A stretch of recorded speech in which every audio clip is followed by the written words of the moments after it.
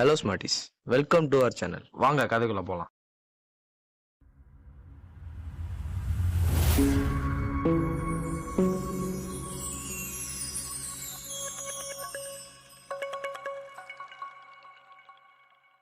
இந்த புக்கில் நம்ம ஆத்தர் பல விஷயங்களை பல கேரக்டர்கள் மூலியமா நிறைய சொல்லியிருக்காரு. வாங்க அந்த கேரக்டரை பற்றி தெரிஞ்சுக்கலாம். நம்ம புக்கோட மெயின் கேரக்டர் ராபர்ட். அவரோட அப்பா தான் புவர் டேட் அப்படின்னு ராபர்ட் சொல்றாரு. ராபர்ட்டோட ஃப்ரெண்டு தான் மைக். மைக்கோட அப்பா தான் ரிச் டேட். இந்த ரெண்டு அப்பாவும் கொடுக்குற அட்வைசஸை வச்சு நம்ம ராபர்ட் அவருடைய வாழ்க்கையில என்னெல்லாம் நடந்ததுன்னு அப்படின்னு சொல்றது தான் இந்த புக்.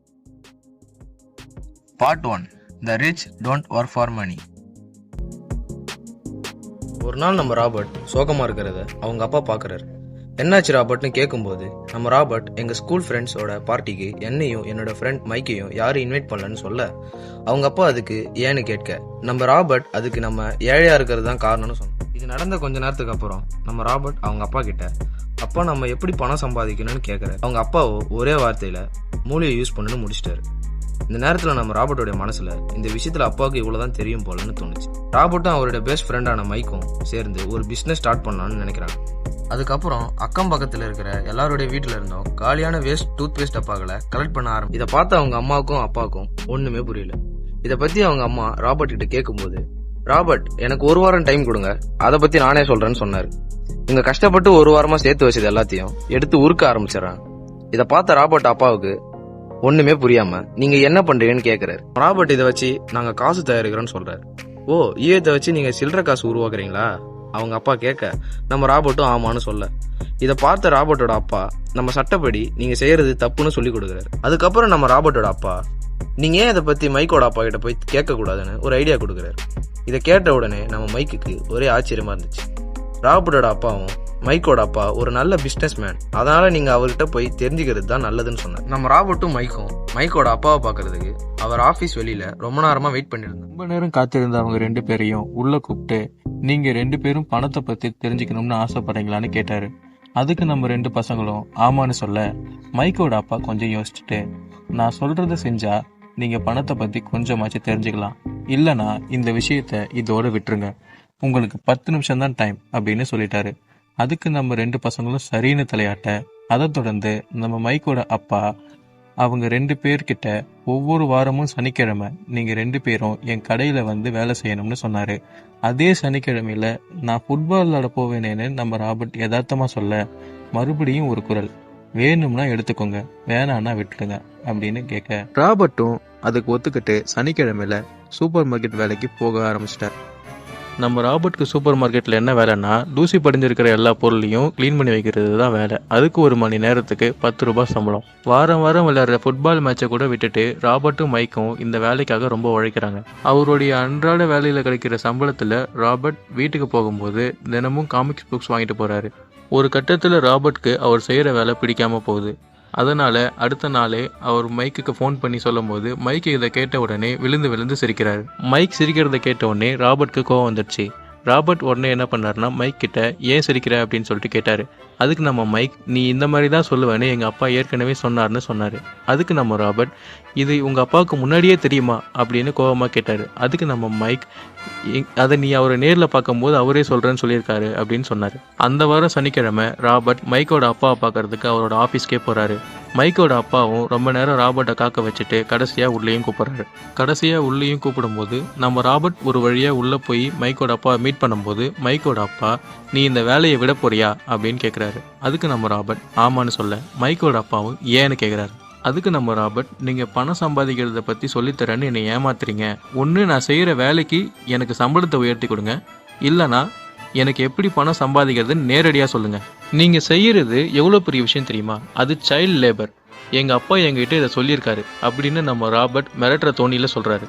நம்ம மைக்கோட அப்பாவும் ராபர்ட் கிட்ட, நான் உனக்கு எதுவுமே சொல்லித்தரலன்னு நீ எதை வச்சு சொல்கிறேன்னு கேட்குறாரு. அதுக்கு நம்ம ராபர்ட், ஆமாம், நீங்கள் என்னை கூட்டு வச்சு எனக்கு காசை பற்றி நீங்கள் எதுவுமே பேசலையே, ஜஸ்ட் கற்றுத்தரேன்னு மட்டும்தானே சொன்னீங்க அப்படின்னு நம்ம ராபர்ட் கேட்க, மைக்கோட அப்பாவும், நான் உனக்கு கற்றுத்தரேன்னு தான் சொன்னேன், உட்கார வச்சு கிளாஸ் எடுக்கிறேன்னு சொல்லவே இல்லை. சரி, இப்போ என்ன பண்ண போற அப்படின்னு மைக்கோட அப்பா கேட்க, நம்ம ராபர்ட், வேலையை நான் விட போறேன் அப்படின்னு சொல்றாரு. மைக்கோட அப்பா சிரிச்சுக்கிட்டே, என்கிட்ட வேலை செய்யற எல்லாருமே இப்படிதான் சொல்றாங்க, நீ இதை தான் கத்துக்கிட்டியா அப்படின்னு கேட்கும்போது நம்ம ராபர்ட், ஆமாம், எனக்கு நீங்கள் தான் பிரச்சனையே. நான் இந்த வேலையை விட்டுட்டு எனக்கு இன்னும் நல்ல சம்பளம் கொடுக்குற வேலையாக பார்த்து நான் போய் சேர போகிறேன் அப்படின்னு சொல்கிறார். இதை கேட்ட மைக்கோட அப்பாவும், ஓ நீ அதிகமாக சம்பாதிச்சிட்டா உனக்கு எந்த பிரச்சனையும் இல்லைன்னு நினைக்கிறியா அப்படின்னு கேட்குறாரு. அதுக்கு ராபர்ட்டும், ஆமாம் முடிஞ்சிருமே, ஏன் இல்லையா? மைக்கோட அப்பாவும் ராபர்ட் கிட்ட, உன் அப்பா கூட தான் உன்னை விட அதிகமாக சம்பாதிக்கிறாரு, ஆனால் அவருக்கு ஏற்ற மாதிரி செலவு இருந்துட்டு தானே இருக்கு, அப்போ எதுதான் என் பிரச்சனையை தீர்க்கும் அப்படின்னு ராபர்ட் கேட்குறாரு. இப்போ சொன்ன பத்தியா, பிரச்சனை என்னன்னு கண்டுபிடிச்சு அதுக்கான சொல்யூஷனையும் கண்டுபிடிக்கணும். வெளில இருக்கிறது தான் பிரச்சனைன்னு பார்த்தீங்கன்னா கடைசி வரைக்கும் இந்த ட்ராப்குள்ளே மாட்டிக்கிட்டு ஓடிட்டு தான் இருப்ப. ஆனால் நம்மக்கிட்டேயும் ஒரு பிரச்சனை இருக்குன்னு நீ தெரிஞ்சுக்கிட்டேன்னா அதை மாற்றிக்கிட்டு நீ முன்னேறிக்கிட்டே இருப்ப. மைக்கோட அப்பா சொல்ல, இதுக்காக தான் அந்த 1 மணி நேரத்துக்கு 10 ரூபா சம்பளமான நம்ம ராபர்ட்டும் சிரிச்சுக்கிட்டே கேட்குறாரு. ஆமாம், சாதாரணமாக இதை சொல்லியிருந்தா நீ கேட்டிருப்பியா? நீ இவ்வளோ வேலையும் செஞ்சு முடிச்சுட்டு என்கிட்ட வந்து உட்காந்து இதை கேட்கும்போது தான் நீ இதை முழுசாக கற்றுக்கிட்டேன்னு தெரியுது. இங்கே இருக்கிற எல்லாருக்கும் அவங்க தகுதி என்ன, தேவை என்னன்னு தெரிஞ்சுக்காம அவங்க காசை வச்சு என்ன செய்யலாம் அப்படின்றதையும் யோசிக்காம எல்லாரும் இந்த பண சுழற்சியில் மாட்டிக்கிட்டு தவிக்கிறாங்க. ஆனால் ஒரு பணக்காரன் இப்படி வாழ மாட்டான். ஒரு பணக்காரன் பணத்துக்காக வேலை செய்ய மாட்டான். ஏழையும் நடுத்தர மக்களும் மட்டும்தான் என்னைக்கும் பணத்துக்காக வேலை செய்யறது. அதுவே ஒரு பணக்காரன் பணத்தை அவனுக்காக வேலை செய்ய வைப்பான். இந்த ஒரு தகுதிக்காகவே யாருமே அவன் தகுதிக்கு ஏற்ற மாதிரி வாழ்றதில்ல. அப்போ இங்க யாருக்குமே அவங்க தேவைக்கான சம்பளம் கிடைக்கிறது இல்லையான்னு நம்ம ராபர்ட்டும் கேட்கிறாரு. கண்டிப்பா கிடைக்கிறது இல்லை. ஏன்னா அதுல ஒரு பங்கு கவர்மெண்ட் எடுத்துக்கும். எல்லாத்தையும் எப்படி கவர்மெண்ட் எடுத்துக்கும் அப்படின்னு நம்ம ராபர்ட் கேட்க, மைக்கோட அப்பாவும், எல்லாத்துக்கும் இங்க டாக்ஸஸ் இருக்கு, இங்க சம்பாதிக்கிறதுக்கும் டாக்ஸ் கட்டணும், செலவு பண்றதுக்கும் டாக்ஸ் கட்டணும், ஏன் செத்தா கூட டாக்ஸ் கட்டணும் அப்படின்னு நம்ம மைக்கோட அப்பா சொல்றாரு. அப்போ பணக்காரங்களும் டாக்ஸ் கட்டுறது இல்லையா அப்படின்னு நம்ம ராபர்ட் கேட்க, மைக்கோட அப்பாவும் ஆமான்னு சொல்றாரு. இங்க ஏழையும் நடுத்தர மக்களும் மட்டும்தான் டாக்ஸ் கட்டுறாங்கன்னு நம்ம மைக்கோட அப்பாவும் சொல்லி முடிச்சுட்டு அவரோட வேலையை பார்க்க ஆரம்பிக்கிறாரு. இதை கேட்ட ராபர்ட் கொஞ்சம் குழப்பத்துல இருக்க, மைக்கோட அப்பாவும், நீ ரொம்ப குழப்பிக்க வேண்டாம், நான் உனக்கு சொல்லித்தரேன், ஆனா கொஞ்சம் தூரத்துல இருந்து சொல்லித்தரேன் அப்படின்னு சொல்றாரு. நம்ம மைக்கோட அப்பா, நீ இனிமே சாட்டர்டே ஒர்க்கு கண்டினியூ பண்ணணும், ஆனா உனக்கு சம்பளம் எதுவும் கொடுக்க மாட்டேன் அப்படின்னு சொல்லிட்டாரு. ராபர்ட்டுக்கு ஒரு செகண்ட் ஒண்ணுமே புரியாம, நீங்க என்ன சொன்னீங்க அப்படின்னு கேட்க, நீ நினைச்சது கரெக்ட், நான் அதை தான் சொன்னேன் அப்படின்னு நம்ம மைக்கோட அப்பா சொல்றேன். இனிமே நீ சம்பளம் இல்லாம தான் வேலை செய்யணும்னு நம்ம மைக்கோட அப்பா சொல்ல, நம்ம ராபர்ட் ஏன்னு கேட்க, அதுக்கு நம்ம மைக்கோட அப்பா, ஒன்று நீ அந்த 10 ரூபாய்க்காக வேலை செய், இல்லைனா எனக்கு இந்த வேலை வேணான்னு விட்டுட்டு போயிடு அப்படின்னு மைக்கோட அப்பாவும் சொல்றாரு. நம்ம ராபர்ட்டும் அவங்க அப்பாவுக்கு தெரியாம அந்த வேலையை கண்டினியூ பண்ண ஆரம்பிக்கிறார். அதை தொடர்ந்து ராபர்ட்டும் மைக்கும் தொடர்ச்சியா அவங்க அந்த வேலையை செஞ்சுக்கிட்டு இருக்க, ஒரு நாள் மைக்கோட அப்பா அவங்க 2 பேரையும் பார்க்க வர்றாரு. மைக்கோட அப்பா ராபர்ட்டையும் மைக்கையும் பார்த்து, நீங்க என்ன கத்துக்கிட்டீங்க அப்படின்னு கேட்குறாங்க. அவங்க 2 பேரும் அதுக்கு ஒண்ணுமே தெரியாம முழிச்சிட்டு இருக்காங்க. அதுக்கடுத்து மைக்கோட அப்பா, இனி உங்களுக்கு 1 மணி நேரத்துக்கு 25 ரூபான்னு சொல்றாங்க.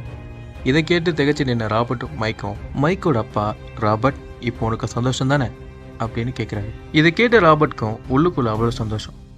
அந்த ஆஃபர் எடுத்துக்கணும்னு அவருக்கு தோணுது. ஆனா அவர் வேண்டான்னு சொல்லிடுறாரு. அந்த ஆஃபர் 50 ரூபாயா மாறுது. ஆனா எந்த பதிலும் இல்லை. 100 ரூபாயா மாறுது. அங்கேயும் எந்த பதிலும் இல்லை. 200 ரூபாயா கூட மாறுச்சு. இதை கேட்ட ராபர்ட்க்கு மனசுக்குள்ள நிறைய கனவுகள் ஓடி வருது. அவருக்கு பிடிச்ச நிறைய விஷயங்களை அவர் வாங்கலான்னு நினைக்கிறாரு. ஆனா என்ன காரணம்னு தெரியல, அவருடைய உள்ளுணர்வு எல்லாத்தையும் தடுக்குது. இப்படியே போக ஒரு கட்டத்துல 1 மணி நேரத்துக்கு 500 ரூபான்னு சொல்லி முடிக்கிறாரு. அப்படி இருந்தும் அந்த சைலன்ஸ் நீடிச்சுட்டே தான் இருக்கு. ராபர்ட்க்கு இப்ப கிடைக்கிற சம்பளம் அவங்க அப்பாவை விட அதிகம்னே தெரியுது. இருந்தாலும் ராபர்ட் அமைதியாவே தான் இருக்காரு. இதை பார்த்த மைக்கோட அப்பாவுக்கு பசங்க காசை பத்தி தெரிஞ்சுக்கிட்டாங்கன்னு புரிய வருது. உங்க 2 பேருக்கும் மனசுல நிறைய கனவுகள் வந்திருக்கும்னு எனக்கு கண்டிப்பா தெரியும். நம்மள நிறைய பேர் அந்த ஆஃபரை வாங்கிக்கிட்டு அதுக்காகவே உழைக்க ஆரம்பிக்கிறாங்க. இந்த மாதிரியான லைஃப் ஸ்டைல்லையே இவங்க எல்லாம் மாட்டிக்கிட்டு இருக்காங்க. இதை கேட்டு ராபர்ட்க்கு, இவங்கெல்லாம் நீங்க இப்படி கேலி செய்யறீங்களே, ஆனா இவங்கெல்லாம் உங்களுக்காக தானே உழைக்கிறாங்க அப்படின்னு கோபமா கேட்கிறாரு. அதுக்கு மைக்கோட அப்பாவும், நான் இவங்களை குறை சொல்லல, இவங்க சம்பாதிக்கிறது எப்படி செலவு பண்றது அப்படின்னு தெரியாம தவிக்கிறாங்க. அப்போ இங்க பணக்காரனா இருந்தா மட்டும் எல்லா பிரச்சனையும் முடிஞ்சிருமா அப்படின்னு நம்ம ராபர்ட் கேட்கணும். இதை கேட்ட மைக்கோட அப்பா சிரிச்சுக்கிட்டே, நீ பணக்காரனா ஆகிறதுக்கே நிறைய செலவுகள் பண்ணிட்டு இருப்ப அப்படின்னு சொல்றாரு. இதை கேட்ட ராபர்ட் கொஞ்சம் குழப்பத்துல, நம்ம ஏழையா இருந்தா மட்டும் சந்தோஷமா இருப்போமா அப்படின்னு கேட்கிறாரு. அப்படி இல்லை, நம்ம வாழற வாழ்க்கையில பணங்கிறது கண்டிப்பா வேணும் அப்படின்னு நம்ம மைக்கோட அப்பா சொல்றாரு.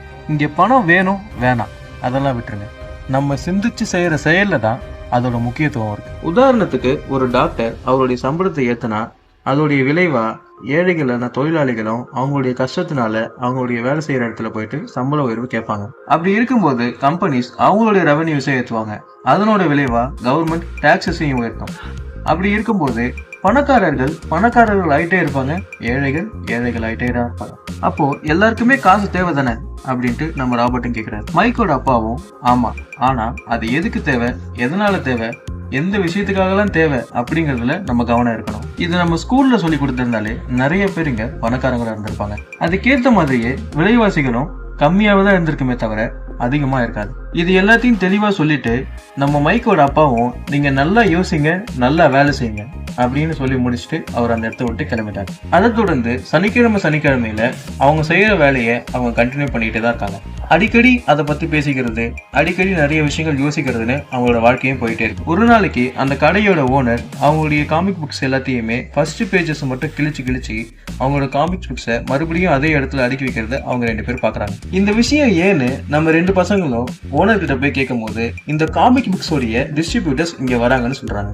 டிஸ்ட்ரிபியூட்டர்ஸும் அந்த கடைக்கு வந்திருக்க நம்ம 2 பசங்களும் போயிட்டு இந்த காமிக்ஸ் புக்ஸை நாங்க எடுத்துக்கலாமா அப்படின்னு கேட்கறாங்க. நீங்க இந்த கடையில வேலை செய்யற வரைக்கும் நீங்க இந்த காமிக்ஸ் புக்ஸ் எல்லாத்தையும் எடுத்து படிக்கலாம், ஆனா வெளியில கொண்டு போய் விற்க கூடாது அப்படின்னு டிஸ்ட்ரிபியூட்டர்ஸ் சொல்ல நம்ம ராபர்ட்டும் மைக்கும் இன்னும் நல்லா வேலை செய்ய ஆரம்பிக்கிறாங்க. அதுக்கான பலனா அவங்க அந்த காமிக்ஸ் புக்ஸையும் வாங்கிக்கிறாங்க. இன்னும் 5-6 கடையிலையும் போய் அதே மாதிரி வேலை செய்யவும் ஆரம்பிக்கிறாங்க. இந்த மாதிரி சேர்த்து வைக்கிற காமிக்ஸ் புக்ஸ் எல்லாத்தையுமே மைக்கோடைய வீட்டு பேஸ்மெண்ட்ல ஒரு லைப்ரரி மாதிரி ஃபார்ம் பண்றாங்க. அதுக்கான அந்த லைப்ரரியில புக்கு படிக்கணும்னா 2 மணி நேரத்துக்கு 10 ரூபாய் அப்படின்னு சொல்றாங்க.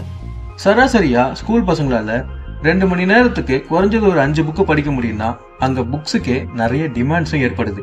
மைக்கோட சிஸ்டர் கூட இவங்க 2 பேருக்கும் ஹெல்ப் பண்றதுக்கு ரெடியா இருந்தாங்க. மைக்கோட சிஸ்டரும் இது எல்லாத்தையுமே பார்த்துக்கிட்டாங்க. இதனோட விளைவா ராபர்ட்டுக்கும் மைக்குக்கும் சராசரியா ஒரு வாரத்துக்கு 1000 ரூபாய் வரைக்கும் ரெவன்யூ வருது. மைக்கோட சிஸ்டரும் இதுக்கு ஹெல்ப் பண்ணதுனால அதுல பாதி மைக்கோட சிஸ்டருக்கு போகுது. ஒருவேளை ராபர்ட்டும் மைக்கும் அங்க இல்லனா கூட அவங்களோட பிசினஸ் அங்க நடந்துட்டு தான் இருந்துச்சு. இதுல ஒரு சில தவிர்க்க முடியாத பிரச்சனைகள் வந்ததுனால ராபர்ட்டும் மைக்கும் இந்த விஷயத்த பாதியிலேயே நிறுத்த வேண்டியதாச்சு. அது மட்டும் இல்லாம சோகமான விஷயம் என்னன்னா அவங்க வேலைக்கு போகிறதையும் பாதியிலேயே நிறுத்த வேண்டியதாயிடுச்சு. இதை கேட்ட மைக்கோட அப்பாவும் பயங்கரமா இம்ப்ரெஸ் ஆகி உங்ககிட்ட ஒரு சில விஷயங்கள் பேசணும்னு அவங்க 2 பேரும் கூப்பிடுறாரு. இதுல இருந்து ராபர்ட் அவருடைய பணக்கார அப்பா அவருக்கு ஒரு விஷயத்த கத்து கொடுத்திருக்காரு அப்படிங்கறத புரிஞ்சுக்கிட்டாரு. ஒரு கட்டத்தில் மைக்கோட அப்பா அவரோட மொத்த பிஸ்னஸையும் மைக் கிட்டேயும் ராபர்ட் கிட்டேயும் விட்டுட்டு போயிடுறாரு. மைக்கோட அப்பா அவர் எதிர்பார்க்காத அளவுக்கு மைக் அவரோட பிஸ்னஸை வேற லெவலில் கொண்டு போறாரு. ஒரு கட்டத்தில் ராபர்ட்டும் அவரோட பிஸ்னஸை பார்த்துட்டு போயிட்டாரு. எப்படி ஒரு மரம் தன்னைத்தானே வளர்த்துக்குதோ அந்த மாதிரி ராபர்ட் சேர்த்து வச்ச சொத்தும் தன்னைத்தானே வளருது. ராபர்ட் கிட்ட வந்து எல்லாருமே உங்களை மாதிரி எங்கள் பசங்களையும் நாங்கள் எப்படி வளர்க்குதுன்னு கேட்குறாரு. அதுக்கு ராபர்ட் நீங்கள் ஃபினான்ஸை கற்றுக் கொடுங்க அப்படின்னு முடிக்கிறாரு. ராபர்ட் என்ன சொல்கிறாருன்னா, நமக்கு ஃபினான்ஸ் நாலேஜ் இல்லைன்னா காசு எடுக்கிறது நிச்சயம்னு சொல்கிறாரு. நீ எவ்வளோ காசு சம்பாதிக்கிறேன்னு முக்கியம் இல்லை, நீ எவ்வளோ காசு வச்சிருக்குன்னு தான் முக்கியம். பெரிய பெரிய ஸ்போர்ட்ஸ் மேனும் லாட்டரியில் ஜெயிச்சவங்களும் காசு எடுக்கிறதுக்கு காரணம் என்னன்னா அவங்களுக்கு ஃபினான்ஸ் நாலேஜ் இல்லை. ரொம்ப ஃபேமஸான ஒரு கிரிக்கெட் பிளேயரு தன்னுடைய 29 வயதிலே எல்லா காசையும் எழுந்துடுறாரு. இதுக்கு காரணம் என்னன்னா இங்க இருக்கிறவங்க யாருமே காசை பத்தி கத்துக்கிறவங்க. இங்க இருக்கிற எல்லாருமே உடனே பணக்கார ஆகணும்னு ஆசைப்படுறாங்க. ஆனா பணத்தை பத்தி தெரிஞ்சுக்கணும்னு சொன்ன உடனே எல்லாருமே சோகமாயிரும். இது ராபர்ட்டுக்கு அவரோட பணக்கார அப்பா ஒரு விஷயம் சொல்லித்தராரு. அதாவது உன் சொத்துன்றது என்ன, உன் கடன்ன்றது என்ன, இது ரெண்டுத்துக்கும் இருக்கிற வித்தியாசத்தை முதல்ல தெரிஞ்சுக்கணும்னு சொல்றாரு. ராபர்ட்டோட பணக்கார அப்பா எல்லா விஷயத்தையும் சிம்பிளா வச்சுக்க ட்ரை பண்ணுவாரு. இதுக்கு ஒரு ஃபார்முலா வச்சிருக்காரு. அது என்னன்னா kiss which is simple it's stupid. அதாவது எதுவாக இருந்தாலும் சிம்பிளாக வச்சுக்கோங்கன்னு சொல்கிறாரு. எப்போவுமே உன்னுடைய எண்ணங்களை நீ புரிஞ்சுக்க கற்றுக்கோ. அதில் முக்கியமாக நீங்கள் என்ன கற்றுக்கணும்னா காசு எங்கே போகுது எங்கே வருது, உன்னுடைய வருமானம், உன்னுடைய சொத்து, உன்னுடைய கடன், காசு எங்கே போயிட்டு எங்கே வருது, இதை பற்றிலாம் நீங்கள் தெரிஞ்சுக்கணும். நம்மளுடைய வருமானம், நம்மளுடைய செலவு, இதை பற்றி நம்மளுக்கு தெரியும். ஆனால் நம்ம சொத்தும் நம்ம கடன் பற்றி நம்ம தெரிஞ்சுக்கணும். ராபர்ட் என்ன சொல்ல வர்றாருன்னா, எது நம்ம கைக்கு காசு கொண்டு வருதோ, காசு அதிகமாக்குதோ அதான் சொத்துன்னு சொல்கிறோம். நம்ம கையை விட்டு எடுக்கிற காசு தான் கடன்னு சொல்கிறாங்க. இப்போ அதுக்கு எக்ஸாம்பிள் என்னன்னா, இப்போ ஒரு ஏழைன்னு எடுத்திங்கன்னா அவனுக்கு வருமானம் வரும். ஆனால் அந்த வருமானத்தில் அந்த செலவு வருமானத்தை ஃபுல்லாக அழிச்சு. இது அவன் கடனுக்கும் போகிறதில்ல, சொத்துக்கும் போகிறதில்ல. ஆனால் இதுதான் ஏழையோட அன்றாட வாழ்க்கையாக இருக்குது. இதுவே ஒரு நடுத்தர மக்களோட வாழ்க்கை எடுத்திங்கன்னா அவனுக்கு சொத்து கம்மியாக இருக்கும், அவனோட வர காசு எல்லாமே கடனுக்கே போயிடும். இதுவே பணக்காரன் எடுத்திங்கன்னா அவனோட சொத்து எல்லாமே அதிகமாக தான் இருக்கும், அவனோட கடன் கம்மியாக தான் இருக்கும். இதனால் என்ன ஆகுதுன்னா அவனுடைய சொத்தே அவனுக்கு வருமானம் அதிகமாகுது.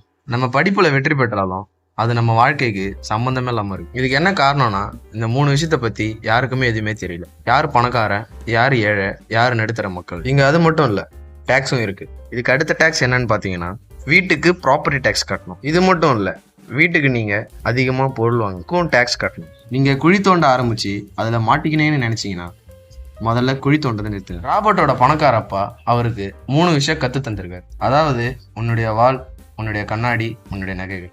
இது 3தோட பவரை நீங்க தெரிஞ்சுக்கணும். அதாவது வாள் என்ன குறிக்குதுன்னா நம்மளுடைய பலத்தை குறிக்குது. அதாவது நகை என்ன குறிக்குதுன்னா அவரோட சொத்துக்களை. இது 2 விட முக்கியமான ஒண்ணு கண்ணாடி. அந்த கண்ணாடியில என்ன தெரியும்னா நம்ம தான் தெரியும். Believe in your self. அதாவது நம்மளை பத்தி நம்ம தெரிஞ்சுக்கணும். ராபர்ட் அவரோட சின்ன வயசுல அவரோட பணக்கார அப்பா கூட நிறைய மீட்டிங் அட்டன் பண்ணியிருக்காரு. சொல்ல போனா ஸ்கூல்ல கத்துக்கிறத விட மைக்கோட அப்பா கிட்ட நிறைய விஷயங்களை கத்துக்கிறாரு. ஒரு வீடை வாங்கணும்னா நம்ம வாழ்க்கையில 3 விஷயங்களை இழந்தோம். ஃபர்ஸ்ட், நேரம். கடன் ஒன்று வாங்கிட்டு அதை அடைக்கவே பாதி வாழ்க்கையை இழந்தார். 2வது, காசு. சேர்த்து வைக்கிற காசை விட்டுட்டு அதை ஒன்றுத்து மேலே செலவு பண்ணிடுறாங்க. அதனால காசை இழந்துடுறாங்க. 3வது, அறிவு. அந்த அறிவை பயன்படுத்துறதை விட்டுட்டு வாங்கின கடன் அடைக்க எது நடுத்தர மக்களுக்கு கஷ்டம்னு தெரியுதோ அது பொருளாதார கல்விக்கு அந்த அளவுக்கு கஷ்டமா தெரியல. கடைசி வரைக்கும் அந்த 3 பேருக்கும் மாற்றி மாற்றி வேலை செய்கிறாங்க. முதல்ல கம்பெனி. யார் அவங்களுக்கு சம்பளம் தராங்களோ அவங்களுக்காக ரொம்ப நேரம் வேலை செய்கிறாங்க. இவங்க நமக்காக வேலை செய்கிறோன்னு நினச்சிட்டு மற்றவங்களோட கனவுக்காக வேலை செஞ்சுட்டு இருக்காங்க. 2வது, கவர்மெண்ட். எப்போவுமே கவர்மெண்ட்டுக்காக டேக்ஸ் கட்டியே அவங்க வாழ்க்கையை வாழ்ந்துட்டு இருக்காங்க. 3வது, பேங்க். அந்த பேங்க்கில் கடனை வாங்கி அந்த கடனை அடைக்கணுமேனு சொல்லிட்டு எல்லாரும் வேலைக்கு போகிறாங்க. இப்படி மற்றவங்களுக்காக வேலை செய்கிறத விட்டுட்டு நமக்காக வேலை செஞ்சோம்னா நம்ம வாழ்க்கையில் நல்லா சம்பாதிக்கலாம்னு ராபர்ட் சொல்கிறார். இப்போ நீங்கள் செய்கிற வேலையை விட்டுட்டீங்கன்னா எத்தனை நாளைக்கு நீங்கள் உட்காந்து சாப்பிட முடியும் அப்படின்னு ராபர்ட் யோசிச்சு சொல்கிறார். Part 2. Why teach financial literacy? 1974 ரே காக் நம்ம மெக்டொனால்ட்ஸுடைய ஓனர் யூனிவர்சிட்டி ஆஃப் டெக்ஸஸ் பாஸ்டனில் இருக்கிற MBA ஸ்டூடெண்ட்ஸ்க்கு ஒரு ஸ்பீச் கொடுக்கவும் போனார். இந்த ஸ்பீச் முடிஞ்சதுமே ஸ்டூடெண்ட்ஸ் எல்லாரும் அவர் அன்றைக்கு நைட் நடக்கிற டின்னருக்கு இன்வைட் பண்ணுறாங்க.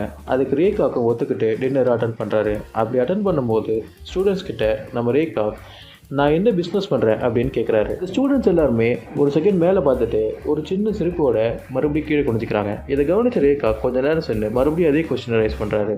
அதுக்கு நம்ம ஸ்டூடெண்ட்ஸ் நீங்கள் மெக்டொனால்ட்ஸோடைய ஓனர் இதுதானே அப்படின்னு சொல்லிட்டு கேட்குறாங்க. நம்ம ரே சாரி லேடிஸ் அண்ட் ஜென்டில்மேன், நான் மெக்டொனால்ட்ஸ் மட்டும் பண்ணலை, நான் ரியல் எஸ்டேட்டும் சேர்த்து பண்ணிக்கிட்டு இருக்கேன் அப்படின்ட்டு சொன்னார். கேத்தலிக் சர்ச்சை விட மெக்டொனால்ட்ஸ் தான் ரியல் எஸ்டேட்டில் அதிகமான லீடிங்கில் இருக்காங்க. அதுக்கான காரணம் என்னன்னு பார்த்தீங்கன்னா மெக்டொனால்ட்ஸ் கிட்ட இருந்து ஃப்ரான்ச்சைஸ் எடுத்த எல்லாருமே அதே மெக்டொனால்ட்ஸ் கிட்ட ரியல் எஸ்டேட் வாங்கினது தான் காரணம். இதுதான் நம்ம ராபர்ட்டோட பணக்காரப்பா நம்ம ராபர்ட்க்கு சொல்லிக் கொடுத்த விஷயமும் கூட. நம்ம ரே கூட MBA பசங்க கிட்ட சொன்னது இதுதான், என்னோட ஒரிஜினல் பிஸ்னஸ் ரியல் எஸ்டேட் தான், ஹாம்பர்கர் பண்ணுறதில்ல. எனக்கு ரியல் எஸ்டேட் தான் மெயின் பிஸ்னஸாக இருந்துச்சு. என்னோட பேருக்கும் புகழுக்கும் தான் மெக்டொனால்ட்ஸ் அப்படின்னு சொன்னார்.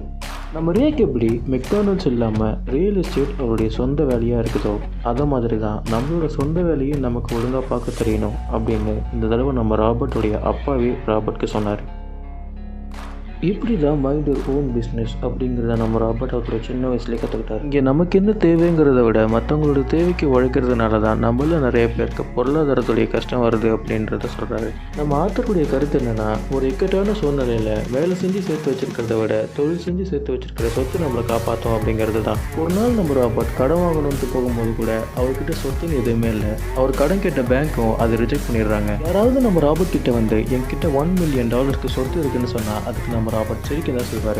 ஒருவேளை அவங்க கிட்ட $1 மில்லியன் அளவுக்கு சொத்து இருந்தாலும் நாலு பின்ன அதை விற்கணும்னா அதுக்காக நிறைய டாக்ஸஸ் பே பண்ண வேண்டியது இருக்கும் அப்படிங்கிறது தான் காரணம். அண்ட் இதுக்காக தான் நம்ம கையில் ஏதாச்சும் ஒரு தொழில் இருக்கணும் அப்படிங்கிறதையும் சொல்கிறாரு. அட் த சேம் டைம் நம்ம செய்கிற தொழிலிருந்து வர வரவுகள் எல்லாத்தையும் எந்த விதத்துல சேர்த்து வைக்கலாம் அப்படிங்கிறதையும் சொல்கிறாரு. இதில் முதல்ல பார்த்தீங்கன்னா ஸ்டாக் மார்க்கெட்டில் இன்வெஸ்ட் பண்ணுறது, 2வது பாண்ட் பேப்பர்ஸ் வச்சு ப்ராப்பர்ட்டிஸை வாங்குறது, 3வது பார்த்தீங்கன்னா பில்டிங்ஸ் எல்லாத்தையும் ரீகன்ஸ்ட்ரக்ட் பண்ணி அதை சேல்ஸ் பண்ணுறது, 4வது பார்த்தீங்கன்னா நாலேஜை அப்டேட் பண்ணுறதுக்கான சில விஷயங்கள். இவ்வளோ விஷயங்கள் இருந்தாலும் நம்ம பணக்காரப்பா ராபர்ட்க்கு என்ன சொல்லி கொடுத்துருக்காருன்னா, நீ எந்த விஷயம் செஞ்சாலும் உனக்கு பிடிச்ச விஷயமா செய்யணும். ஒருவேளை நீ பிடிச்சதை செய்யலைன்னா அதுலேருந்து வர ஏர்னிங்ஸை நீ பாதுகாக்க மாட்ட அப்படின்னு சொல்கிறாரு. ராபர்ட்க்கு என்ன தான் டெய்லி ரொட்டீன் இருந்தாலும் ஈவினிங் டைமில் அவருக்கு பிடிச்ச வேலையான ஸ்டாக் இன்வெஸ்ட்மெண்ட், ரியல் எஸ்டேட் இந்த மாதிரியான விஷயங்களை செஞ்சுக்கிட்டு தான் இருந்தார். இது எல்லாத்தையுமே நான் பிடிச்சி செஞ்சதுனால தான் என்னால் சாதிக்க முடிஞ்சதுன்னு சொல்கிறாரு. இதே மாதிரி எல்லாருமே அவங்கவுங்க வேலையை பிடிச்சி செஞ்சோம்னா அதில் நிறைய சாதிக்கலாம்னு அவர் சொல்ல வர்றாரு. உங்களுக்கு வர ரெவன்யூவை நீங்கள் மறுபடியும் இன்வெஸ்ட் பண்ணிங்கன்னா அது உங்களுக்கு நல்ல சொத்தாக சேரும் அப்படின்னு அவர் சொல்கிறாரு. இதே மாதிரி தான் நிறைய பணக்காரர்கள் அவங்களுடைய ரெவன்யூவை மறுபடியும் இன்வெஸ்ட் பண்ணுறதுனால அவங்களுக்கு நிறைய சொத்தம் சேருது. நம்மள சில பேர் வேண்டிய தேவைகளுக்கு முக்கியம் கொடுக்கறதுனால நம்மளால் பணம் சேர்க்க முடியல, ஆனால் வெளியில் பார்க்கறதுக்கு சந்தோஷமாக இருக்கிற மாதிரி இருக்குது, ஆனால் நம்ம வாழ்க்கையில் நிறைய கடன்கள் தான் இருக்குது அப்படிங்கிறதையும் சொல்கிறாரு. இதுக்காக பணக்காரர்கள் எதுவும் வாங்க மாட்டாங்கன்னு கிடையாது, அவங்க நிதானம் வச்சு யோசித்து செயல்படுறதுனால தான் அவங்களுக்கான சொத்துக்களும் சேருது அப்படிங்கிறத சொல்கிறாரு. இதுக்கு எக்ஸாம்பிளாக அவருடைய ஒய்ஃப்க்கு ஒரு லக்ஸரி கார் வாங்கணும்னு ஆசை. ஆனால் அந்த காசுக்காக அவங்க வந்த ரெவன்யூவை உடனே யூஸ் பண்ணல. அந்த ரெவன்யூவை அவங்க மறுபடியும் இன்வெஸ்ட் பண்ணி அதுலேருந்து வந்து எக்ஸ்ட்ரா காசை வச்சு தான் அந்த காரை வாங்கினாங்கிறத அவர் சொல்கிறாரு. ராபர்ட்டோட ஒய்ஃபும் ஃபினான்ஷியல் நாலேஜோட ஹெல்ப்பால் நிதானமாக யோசித்து செஞ்சதுனால தான் இது எல்லாமே முடிஞ்சதுன்னு சொல்கிறார். Part 3, mind your own business. அந்த காலத்தில் எல்லாருமே அவரை ரொமான்டிக் ஹீரோவாக பார்த்தாங்க. ஆனால் பணக்கார அப்பாவுக்கு ராபினோட கேட்டாலே பிடிக்காது. டேக்ஸ் வந்ததுக்கு காரணமே ஏழையும் நடுத்தர மக்களும் தான் அப்படின்னு பணக்கார அப்பா சொல்கிறார். ஃபஸ்ட்டு இந்த உலகத்தில் டேக்ஸ் இல்லாமல் தான் இருந்துச்சு. ஒரு சாதா கவர்மெண்ட் வந்தவொடனே பணக்காரங்க மேலே தான் டேக்ஸ் போட்டாங்க. மொத போட்ட டேக்ஸே டீ டேக்ஸ் தான். அதுக்கப்புறம் உங்களுக்கே தெரியும் டேக்ஸுக்காக எவ்வளோ சண்டை நடந்தது. அதுக்கப்புறம் பணக்காரங்களை பழி வாங்கணும்னு நினச்சி ஏழைங்களாம் எங்களுக்கும் டேக்ஸ் வேணும்னு லீகலாக அப்ளை பண்ணாங்க. அது ஒரு லாவாக மாறிச்சு. அவங்க எதுக்கு ஓட்டு போட்டாங்களோ அதுக்கே அவங்களுக்கு பெரிய பிரச்சனை வந்துச்சு. கவர்மெண்ட் நடத்துறதுக்கு பணக்காரங்க கொடுக்குற டேக்ஸே போதும். இருந்தாலும் ஏழைங்க கொடுக்குற டேக்ஸை கவர்மெண்ட் எக்ஸ்ட்ராவாக எடுத்துக்கினாங்க. ஆனால் பணக்காரங்கிட்ட இருந்த பெரிய சக்தி அவங்களுக்கு உதவிச்சு. அதான் கார்பரேஷன். நீங்கள் கார்பரேஷன் என்ன நினச்சிருப்பீங்க? ஒரு பெரிய பில்டிங்கில் 50 பேர் வேலை செய்வாங்க, ஒரு எம்டி, ஒரு பாஸ். இதுதான் நீங்கள் கார்பரேஷன் நினச்சிருப்பீங்க. ஆனால் அது இல்லை. ஆனால் நீங்கள் சட்டப்படி பார்த்தீங்கன்னா கார்பரேஷன்ன்றது ஒரு பேப்பர் தான். அந்த பேப்பர் கூட பல டாக்குமெண்ட்லாம் சேர்ந்து ஒரு ஃபைலாக ஏதோ ஒரு ஆஃபீஸில் தூங்கிட்டு இருக்கு. இந்த கார்பரேஷனால் பணக்காரங்க அவங்க டேக்ஸை கம்மி பண்ணுவாங்க. இது எப்படின்னா அவங்க செலவு பண்ணுற காசுக்கு மட்டும் தான் டேக்ஸ் கட்டுவாங்க. பணக்காரங்க ஒரு சராசரி மனுஷன் கட்டுற டேக்ஸை விட கம்மியாக தான் கட்டுறாங்க. அதனால் பணக்காரங்க அவங்களுக்கு வர வருமானத்தை கார்பரேஷன் மூலமாக சம்பாதிச்சிடும். இது மட்டும் இல்லாமல் அவங்களுக்கு பொலிட்டீஷியன், லாயர், அக்கௌண்டன்ட் இவங்க மூலியமாகவே அவங்க சிஸ்டத்தை கண்ட்ரோல் பண்ணுறாங்க. ராபர்ட்டோட ஏழை அப்பா சமுதாயம் என்ற ஏணியில் படிப்படியாக ஏறி அதோட உச்சியை தொடரணும்னு சொல்லியிருக்காரு. அதுவே ராபர்ட்டோட பணக்கார அப்பா அந்த ஏணியை நமக்கு சொந்தமாக்கக்கூடாதா அப்படின்னு சொல்கிறாரு. இது ராபர்ட்டுக்கு ஒரு பெரிய காமன் சென்ஸாக தெரிஞ்சுது. ராபர்ட்டோட பணக்கார அப்பா என்றைக்குமே நீ 2 விஷயத்தை ஞாபகம் வச்சு வேலை செய்ய சொல்லார். அது என்னென்னா, நீ யாரை பணக்காரனாக்குற, யாருக்காக வேலை செய்கிற, இதை 2 பற்றி தெரிஞ்சுக்கோ. நமக்கு பொருளாதார கல்வி ரொம்ப முக்கியம்னு சொல்கிறார். இந்த பொருளாதார கல்வியில் 4 விஷயங்கள் சொல்கிறார். 1 அக்கௌண்டிங், கணக்கு வழக்கை பற்றி தெரிஞ்சுக்கணும்னு சொல்கிறார். காசு எங்கே போகுது, எங்கே வருது. 2வது இன்வெஸ்டிங், நம்ம எங்கே காசு போடக்கூடாது, எங்கே போடணும், இதை பற்றி தெரிஞ்சுக்கணும். 3வது நம்ம மார்க்கெட்டை பற்றி தெரிஞ்சுக்கணும்னு சொல்கிறார். மார்க்கெட் எப்படி நகருதுன்னு பார்க்க சொல்கிறீங்க. 4வது லா, அதாவது சட்டம். இந்த சட்டத்தில் நமக்கு எதெல்லாம் ஹெல்ப் பண்ணும், எதெல்லாம் ஹெல்ப் பண்ணாங்க, இதை பற்றி புரிஞ்சுக்க சொல்கிறார். சாதாரணமாக ஒரு ஏழை அவன் பார்க்குற எல்லாத்தையும் சொந்தமாக்க நினச்சான். ஆனால் பணக்காரங்களை பாருங்கள், அவனுக்கு எதுவுமே சொந்தமாக இருக்காது. அதுக்கு காரணம் என்னென்னா, நீ எதெல்லாம் சொந்தமாக்குறியோ அது எல்லாத்துக்கும் டேக்ஸ் கட்டணும். ஒரு பணக்காரன் அவனுக்கு எதையுமே சொந்தமாக்காம எல்லாத்தையும் கண்ட்ரோலில் வச்சுருப்பான். ஒரு ஏழை எல்லாத்தையும் சொந்தமாக்கிக்கிட்டு அது எல்லாத்துக்கும் டேக்ஸ் கட்டிட்டு.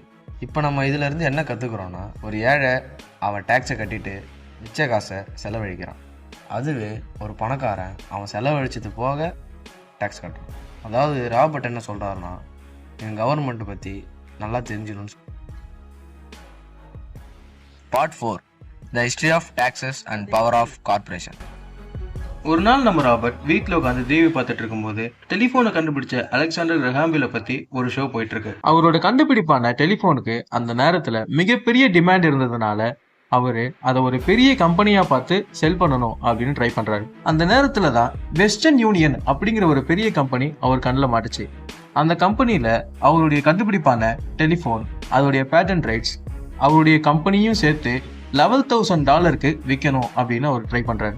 ஆனா வெஸ்டர்ன் யூனியனுடைய பிரசிடென்ட்டோ அந்த ஆஃபரை டினை பண்ணிட்டாரு. அதுக்கப்புறம் அந்த டெலிஃபோன் அப்படிங்கிற ஒரு விஷயம் நம்மளுடைய அன்றாட வாழ்க்கையில எந்த அளவுக்கு உபயோகப்பட்டுச்சு அப்படிங்கிற ஹிஸ்டரி உங்களுக்கு நல்லாவே தெரியும். ராபர்ட் நம்ம எல்லாருக்குள்ளேயும் ஒரு பெரிய விஷயத்தை உருவாக்குற அளவுக்கு ஒரு பொட்டன்ஷியல் இருக்கு அப்படிங்கறதையும் நம்புறாரு. நம்ம நினைச்சா எந்த ஒரு விஷயத்தையும் சாதிக்க முடியும் அப்படிங்கிற ஸ்பிரிட் அவருக்கு இருக்குங்கிறத நம்புறாரு. அது எல்லாத்தையும் வெளியில வர தடுக்கிற ஒரு விஷயம் அப்படிங்கிறது என்னன்னு பாத்தீங்கன்னா, ஒரு சின்ன தாழ்வு மனப்பான்மை, அதை தொடர்ந்து ஒரு செல்ஃப் டவுட் அப்படிங்கறத நம்ம ராபர்ட் சொல்றாரு. இது எல்லாத்தையுமே நம்மளால செய்ய முடியும், ஆனா நம்ம கிட்ட செல்ஃப் கான்பிடன்ஸ் அப்படிங்கிறது இல்ல அப்படிங்கறது தான் இங்க ராபர்ட் சொல்றாரு. நம்ம பெருசா சாதிக்கணும்னா அதுக்கு பெரிய அளவுல எஃபர்ட் பண்ணணும். ஏன் நம்ம ஸ்கூல் லைஃப் கூட எடுத்துக்கோங்க, அதுல நல்லா படிச்சு நல்லா மார்க் எடுத்தாதான் நம்ம சாதிச்சோம் அப்படிங்கறத இந்த சமுதாயமும் நம்புது. இந்த உலகத்துல அறிவாளியா இருக்கிறவங்களுக்கு கிடைக்கிற ஹெல்ப்பை விட தைரியசாலியா இருக்கிறவங்களுக்கு கொடுக்குற ஹெல்ப் தான் ரொம்ப அதிகம்னு நம்ம ராபர்ட் சொல்றாரு. ஏன் எல்லாருமே காமனா இருக்கணும், ஏன் எல்லாருமே ரிஸ்க் எடுக்கணும்,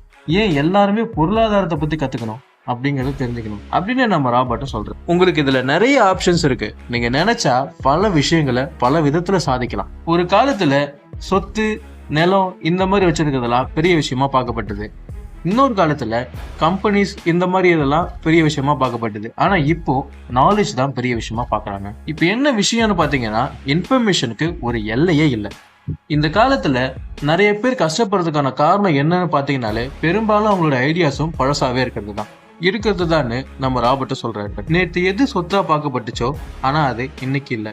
ஏன்னா நேத்துங்கிறது போய் ரொம்ப நேரம் ஆச்சுங்கிறது தான் நம்ம ராபர்ட்டோடைய கருத்து. ராபர்ட்டோட பணக்காரப்பா ராபர்ட்டுக்கும் மைக்குக்கும் கத்து கொடுத்த முக்கியமான விஷயம் என்னன்னு பாத்தீங்கன்னா, காசுங்கிறத எந்த அளவுக்கு உண்மை நம்புறியோ அதுக்கேத்த மாதிரி நீ கஷ்டப்பட்டு உழைக்கவும் ஆரம்பிப்ப. அதுவே அந்த காசை நீ உண்மை இல்லை அப்படிங்கறத புரிஞ்சுக்க ஆரம்பிச்சனா அதிவேகமா வளர ஆரம்பிப்ப. அதுக்கு நம்ம மைக் கேட்கிறாரு, காசு இல்லைன்னா எதுதான் உண்மை, நம்ம எதை என்னன்னு ஒத்துக்கிறோமோ அதுதான் உண்மை அப்படின்னு சொல்றாரு. நம்மளுக்கு பொதுவா காசை விட ரொம்ப சக்தி வாய்ந்த விஷயம் என்னன்னு பாத்தீங்கன்னா அது நம்மளோட மனசுதான் அப்படின்னு சொல்றாரு. நம்ம மனசை எந்த அளவுக்கு நம்ம சம்பாதிக்கிறதுக்காக ட்ரெயின் பண்றோமோ அந்த அளவுக்கு அது நமக்கு சொத்து சேர்த்து வைக்கும். இல்லைன்னா நம்ம ஏழையாவே தான் போயிட்டு இருக்கோம் அப்படின்னு நம்ம மைக்கோட அப்பாவும் சொல்றாரு. இங்க நம்ம கவனிக்காதது இருக்கிறதுலயே மோஸ்ட் முக்கியமான விஷயம் என்னன்னு பாத்தீங்கன்னா அதுதான் நம்ம மைண்ட். நம்ம ராபர்ட்டோட காலத்துல பொருளாதாரத்துடைய நிலையை பாத்தீங்கன்னா ரொம்ப மோசமான நிலையில தான் இருந்துச்சு. இந்த நேரம் தான் நம்ம இன்வெஸ்டர்ஸ்க்கு இன்வெஸ்ட்மெண்ட் பண்றதுக்கு சரியான நேரம்னு நம்ம ராபர்ட் சொல்றாரு. ஃபார் எக்ஸாம்பிள், நம்ம ராபர்ட் செஞ்ச ஒன் ஆஃப் த டீலிங்ஸை பத்தியும் பார்க்கலாம். நம்ம ராபர்ட் என்ன பண்றாருன்னா, அவரோட ஃப்ரெண்டு கிட்ட இருந்து ஒரு $2000 கடனா வாங்கிக்கிறாரு. ஒரு 3 monthsல அதை திரும்ப கொடுத்துறேன்னு சொல்லி அந்த டாலருக்கு $200 வட்டியாவும் வாங்கிக்கிறாரு. அந்த டைம்ல $100,000 இருந்த வீடுகள் எல்லாமே 75,000 காஸ்டும் குறைஞ்சிருந்துச்சு. இதை ஒரு ரியல் எஸ்டேட் பண்றவங்க கிட்ட வாங்குறத விட ஒரு கோர்ட் ஹவுஸ்ல போயிட்டு வாங்கினோம்னா நமக்கு இன்னும் கொஞ்சம் காசு குறையும் அப்படிங்கறத அவர் நினைக்கிறாரு. அங்க போயிட்டு அதே இடத்த ஒரு $20,000 குறைச்சு வாங்குவாரு. அவர் ஏன் அந்த மாதிரி கம்மி பண்ணி வாங்குறாருன்னா, அந்த இடத்தோட நிலைமையும் அவ்வளவு மோசமா தான் இருக்கு. அதுக்கு அட்வான்ஸா அவர் கடன் வாங்கின அந்த $2,000 அவர் கொடுத்துறாரு. $75,000 இருக்கிற அந்த வீட்டை ஒரு $60,000 கம்மி பண்ணி நான் தரேன் அப்படின்னு அட்வர்டைஸ்மெண்ட் கொடுக்குறாரு. அதை பார்த்துட்டு நிறைய பேர் அவர் கான்டாக்ட் பண்ணும்போது லீகலா பண்ற எல்லா விஷயத்தையும் முடிச்சுட்டு யாரோ ஒருத்தருக்கு அந்த வீட்டையும் வித்துறாரு. அதுக்கு கமிஷனா ஒரு $2,500 வாங்கிக்கிறாரு. பெரும்பாலான பேர் அதை பெருசா கண்டுக்காம அவருக்கு அந்த $2,500 கொடுத்துருவாங்க. அந்த $2,500 இருந்து $2,000 அவரோட ஃப்ரெண்டுக்கும் திரும்ப கொடுத்துருவாரு. அவருக்கு மீதி $500 அதுல லாபம். இது மட்டும் இல்லாம அவர் வீடு வித்த காசுல இருந்து வர $40,000 அவருக்கு சேவிங்ஸ்லயும் போய் வருது. இவ்வளவு விஷயங்களை செய்யறதுக்கும் அவர் செலவழிச்ச நேரம்னு பாத்தீங்கன்னா வெறும் 5 மணி நேரம். இது எல்லாத்தையும் பண்ண ராபர்ட் நம்ம கிட்ட சொல்றது என்னன்னா, இங்க இருக்கிற நிறைய மக்களுக்கு இதெல்லாம் யோசிக்கிறது பிரச்சனையாவே இருக்கு.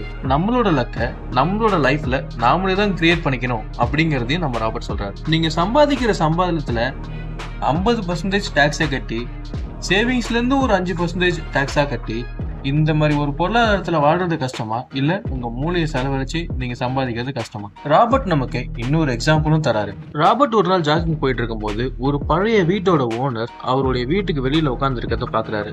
என்னன்னு கேட்கும் போது அவர் ரொம்ப சோகமா அந்த வீட்டை வித்தே ஆகணும் அப்படிங்கறத சொல்றாரு. அவரோட சோகத்துக்கு என்ன காரணம்னு பாத்தீங்கன்னா, அந்த வீட்டை பாக்குறதுக்கு யாருமே வரமாட்டாங்க. நம்ம ராபர்ட்டும் அந்த வீட்டை நல்லா பார்த்துட்டு $20,000 கொடுத்து அவரே அந்த வீட்டை வாங்கிக்கிறாரு. அதை வாங்கின அவரு அதுக்காக செலவழிச்சதுன்னு பாத்தீங்கன்னா $45,000.